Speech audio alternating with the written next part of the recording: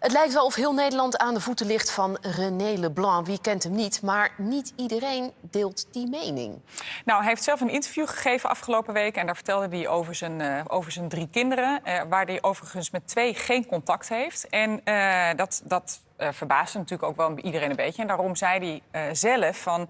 ik weet eigenlijk niet zo goed waarom wij geen contact hebben... maar misschien moeten we eens naar de moeder kijken... en ligt daar misschien een stuk van het slechte contact. Nou, dat zijn natuurlijk serieuze uitspraken... en daarop reageerde zijn oudste dochter heel heftig. Waarmee hij dus geen contact heeft? Waarmee hij dus geen contact heeft. En zij zegt het volgende. Dit heeft niks met mijn moeder te maken, maar met René Leblanc zelf. Ik zal jullie alle details besparen, maar ik kan een boek schrijven over deze man. Oh. Dit is de grootste leugenaar die ik ken. Dat is wel heftig, zijn zeg. echt serieuze uitspraken. Ze zegt, ik wil helemaal geen publiciteit zoeken... maar ik wil wel hier naast mijn moeder gaan staan.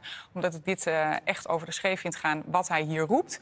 En ik denk dat dit niet het laatste is wat we ervan gaan horen. Nee, en heeft René hier al iets op gereageerd? We hebben natuurlijk het management gevraagd, maar hij zegt, dit is een privé-kwestie... dus daar gaan we voor de rest niet op in. Maar...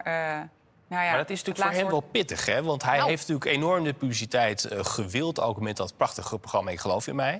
Hij is zo blij dat hij natuurlijk overal in de bladen verschijnt. Hij heeft bij ons ook op de cover gestaan in Story. En dit hoort er dan ook bij, hè? Dat je natuurlijk wel eens dingen oproept bij mensen die je niet zo leuk vinden. En dan gaat er wel eens een beerputje open. En, ja, maar het is zijn eigen dochter. Nou, ik kan me voorstellen, dit. als jij iemand anders benoemt... en je zegt zelf dat je de reden niet weet waarom je geen contact hebt... ja, dan lijkt me dat toch punt nummer 1 om dat eens een keertje uit te gaan zoeken. Ja. Maar nogmaals, ik denk dat het laatste hier niet over gezegd Werk dat aan de winkel ook voor René. Absoluut.